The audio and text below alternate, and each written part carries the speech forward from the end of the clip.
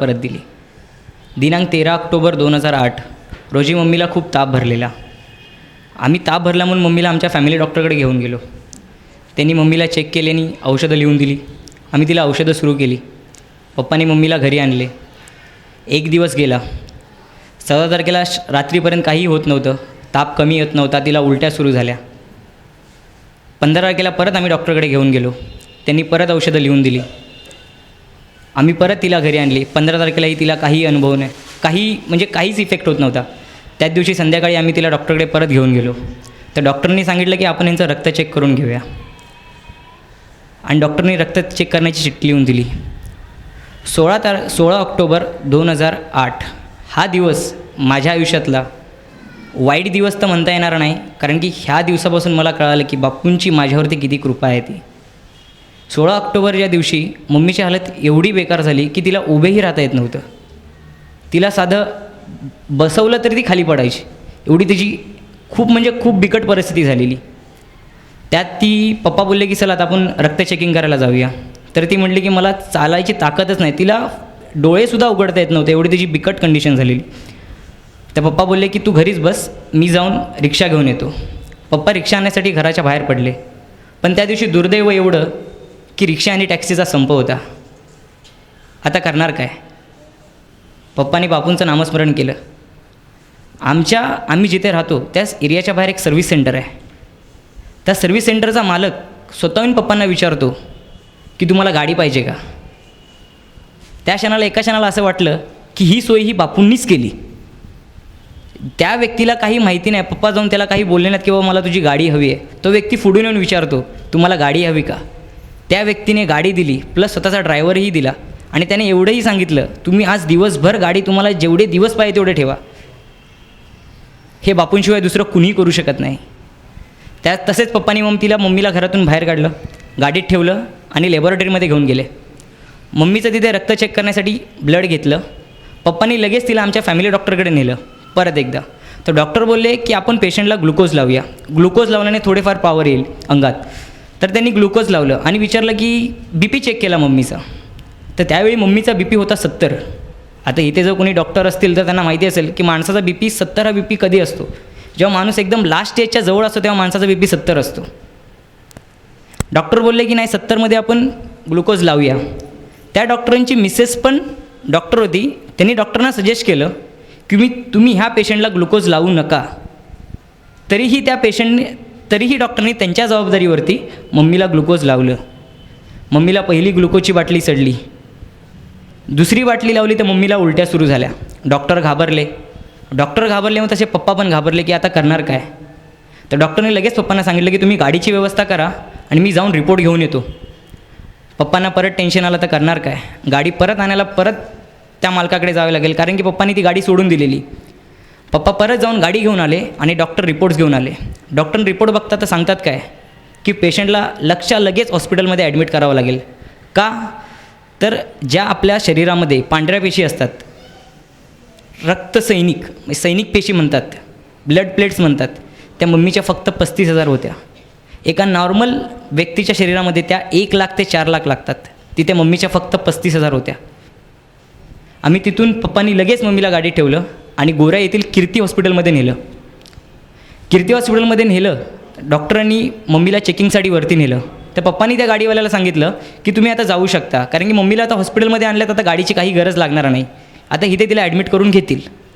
आणि पप्पा जसे वरती गेले, डॉक्टरांनी पप्पांना भेटायला बोलवलं. डॉक्टरांनी सांगितलं की हा पेशंट कुठल्याही साध्या हॉस्पिटलच्या कुठेच ह्या व्यक्तीचा इलाज होऊ शकत नाही. एकतर तुम्हाला सर्वात मुंबईमधल्या महागड्या हॉस्पिटलमध्ये किंवा गव्हर्मेंट हॉस्पिटलमध्ये घेऊन जावं लागेल, कारण की मम्मीला त्या क्षणी डेंग्यू झालेला. हे त्यांनी प्रूव्ह करून दिलं की ह्या पेशंटला डेंग्यू झाला आहे, ह्या व्यक्तीचा इलाज आमच्या हॉस्पिटलमध्ये होऊ शकत नाही. आता त्या हॉस्पिटलमधून कुठल्या हॉस्पिटलमध्ये न्यायचं हा प्रश्नचिन्ह आमच्या पुढे उभा राहिला. पप्पांनी फॅमिली डॉक्टरला फोन केला. फॅमिली डॉक्टरना बोलवून घेतलं. तर त्यांनी 3 नावं सजेस्ट केली. एक तर बोरोलीचं करुणा, दुसरं मालाडचं Riddhi Siddhi Vinayak critical care centre आणि तिसरं म्हणजे कुपर हॉस्पिटल. पप्पांना आता प्रश्न पडला, पप्पांना सांगितलं फॅमिली डॉक्टरनी की तुमच्या परिस्थितीनुसार तुम्ही गव्हर्नमेंट हॉस्पिटलला घेऊन जावा, कारण की जर तुम्ही प्रायव्हेट हॉस्पिटलमध्ये घेऊन गेलात तर लाखोच्या रुपयात खर्च येईल, तर तुम्हाला तो परवडेल का? पप्पांनी थोडा क्षण विचार केला आणि नंतर सांगितलं की नाही, मी प्रायव्हेट हॉस्पिटलमध्येच घेऊन जाणार. तर पप्पांनी मम्मीला हलवण्याचा विचार केला, पण आता त्या हॉस्पिटलमध्येही ॲम्ब्युलन्स नव्हती. मग करणार काय? गाडी कुठून आणणार आता?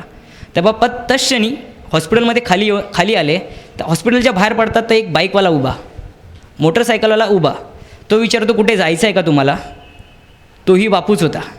पप्पांना त्यांनी गाडीवाल्याच्या ठिकाणी परत आणून सोडलं. पप्पांनी गाडी घेतली, मम्मीला परत ह्याच्यामध्ये गाडीमध्ये ठेवलं. साधारणतः 4 वाजता मम्मीला Riddhi Siddhi critical care centre मालाडला हे ते डायरेक्ट ICUमध्ये भरती करण्यात आलं, कारण की तिच्या उलट्या थांबत नव्हत्या. साधारणतः 5 वाजता मला पप्पांचा फोन आला की मम्मीची अशी कंडिशन आहे, मम्मीला ॲडमिट केलं आहे. आणि त्याच दिवशी गुरुवार होता. त्याच दिवशी बापूंनी, साईबाबांनी माझी आठवण म्हणून ज्या 3 गोष्टी अप्पासाहेब दाभोळकरांना दिलेल्या त्या गोष्टी दर्शनासाठी ठेवलेल्या, आणि त्याच्यावरती आपल्याला तुळशीपत्र आणि बेलपत्र अर्पण करायसाठी दर्शनासाठी ठेवलेलं. तर मी पप्पांचा मला फोन आला की असं झालं आहे. तर मी पप्पांना बोललो की पप्पा मी घरी येतो आता, मी बँड्राला जात नाही प्रवचनाला, मी घरी येतो. तर पप्पा बोलले नको, तू बापूंकडे जा, बापूंचा आशीर्वाद घे, बापूंना सर्व सांग आणि आशीर्वाद घेऊन तू परत हॉस्पिटलला ये. बोललो ठीक आहे. त्याच क्षणी मी फोन ठेवला आणि मी रडलो. तर माझा मित्र माझ्याबरोबर होता. मित्र बोलतो, रडतो कशाला? आपला बाप आपल्याबरोबर बसला आहे, बापू आहे ना, घाबरतो कशाला? बापू असताना घाबरायचं नाही. त्या क्षणी थोडं बरं वाटलं. कुणी भावासारखा हात ठेवला हातावरती. मी बँड्राला गेलो, दर्शन घेतलं. साधारणतः 10 वाजता मी मम्मीला येऊन भेटलो हॉस्पिटलमध्ये. तेव्हा तिला जनरल वॉर्डमध्ये आणलेलं. साधारणतः 11 वाजता तिला परत उलट्या सुरू झाल्या. ते तिला रात्री 11:30ला परत तिला ICUमध्ये घेतलं. नंतर मी घरी निघून गेलो. सकाळी 11च्या दरम्यान तिच्यावर ब्लड रिपोर्ट्स काढल्या. रक्तामध्ये असं निघून आलं रिपोर्ट्समध्ये की मम्मीचा शुगर 250 गेला आहे. मम्मीला, माझ्या आईला आजही डायबिटीज नाही आहे आणि त्याच्या अगोदरही कधी शुगर नव्हता. पण त्या काळी कुठून उद्भवला, कसा उद्भवला माहीत नाही. आता डॉक्टरांनी आम्हाला सजेस्ट केलं की जोपर्यंत पेशंटचा शुगर कंट्रोलमध्ये येत नाही तोपर्यंत आम्ही काही करू शकत नाही. डेंग्यूवरती आम्ही इलाज करू शकत नाही. आता करणार काय? आम्ही आमचं मंत्रपठण चालू होतं, बापूंचं नामस्मरण चालू होतं. डॉक्टरने सांगितलं त्यासाठी पेशंटच्या तोंडातून एक पाईप टाकावी लागेल आणि घशातून होल पाडून इथून एक पाईप पोटात टाकावी लागेल. पप्पांनी होकार दिला की तुम्ही ते करू शकता. 3ऱ्या दिवशी डॉक्टरांनी आम्हाला बोलवलं आणि तिला सांगितलं की ह्या व्यक्तीला ICUमध्ये असल्यामुळे ऑक्सिजन घ्यायला त्रास होतो आहे, तर ह्या व्यक्तीला व्हेंटिलेटर या मशीनवर ठेवावी लागेल. तर पप्पा बोलले चालेल. पप्पांना काय माहिती नाही, पप्पा बोलले चालेल. तर डॉक्टर बोलले की ती मशीन लावण्याचा खर्च 1 ते 1.5 लाख रुपये येईल, तुम्ही करू शकता का? कारण की आपण ते मिडल क्लास माणसं, 1 ते 1.5 लाख रुपये आपण 2 दिवसात कुठून उभे करणार? पप्पा बोलले नाही होऊ शकत. तर बोलले की तुम्ही कुठल्या तरी दुसऱ्या हॉस्पिटलमध्ये व्यवस्था करा. पप्पांनी फॅमिली डॉक्टरना फोन लावला.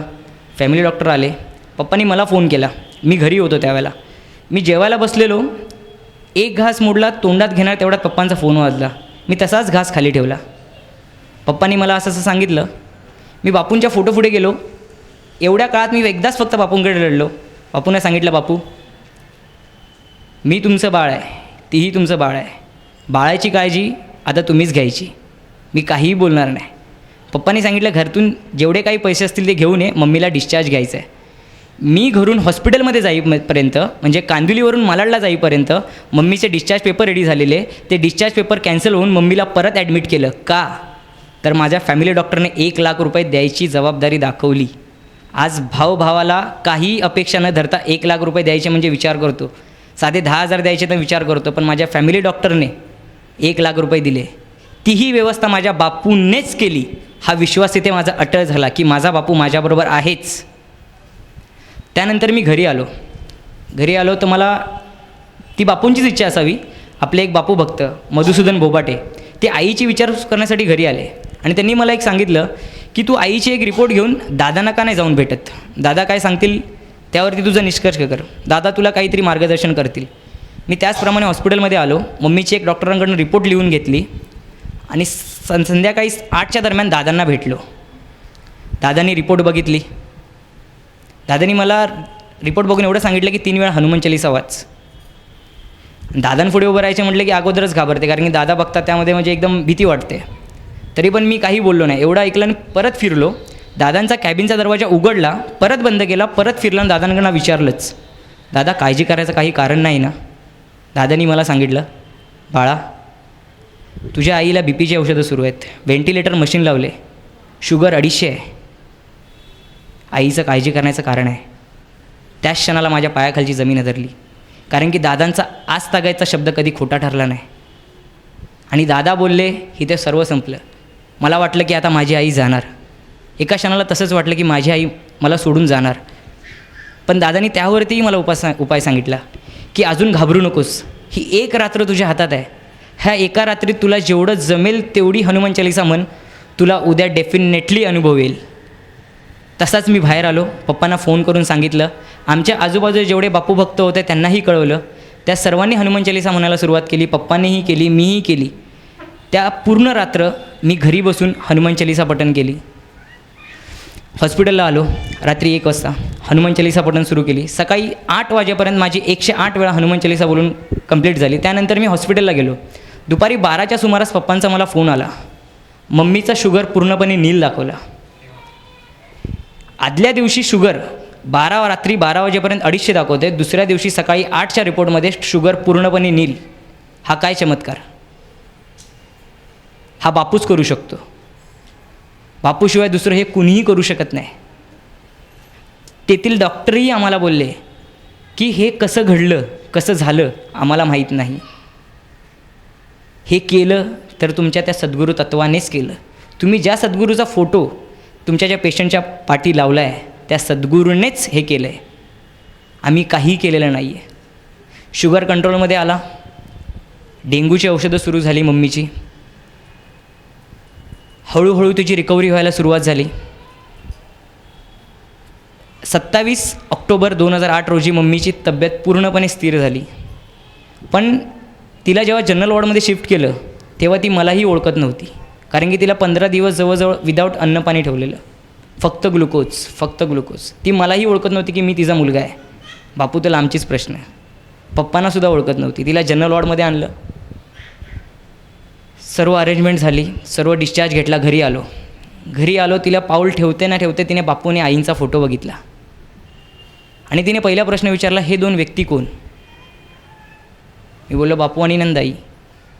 तर ती अशी म्हटली की हा माणूस आणि ही बाई मला रोज रात्री भेटायला यायचे. ती बेशुद्धीत होती, तिला काही माहिती नाही. पण ती अशी म्हटली की हा व्यक्ती आणि ही बाई मला रोज भेटायला यायची. मी ह्यांना बघून रडायची. नंदाई डोळे पुसायची आणि बापू म्हणायचे, बेटा घाबरतेच कशाला, मी आहे ना, मी असताना तुला कुणीही हात लावू शकत नाही.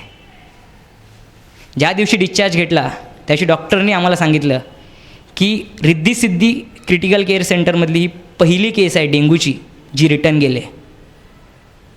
आणि तुमच्या पेशंटला वाचवलं ते आम्ही नाही वाचवलं, तुमच्या सद्गुरूनेच वाचवलं आहे आणि अनिरुद्ध बापूंनीच वाचवलं आहे. आणि बापूंशिवाय हे कुणी दुसरं करू शकत नाही आणि होऊ शकत नाही. आज मम्मी व्यवस्थित आहे. तिला काहीही कसलाही त्रास नाही.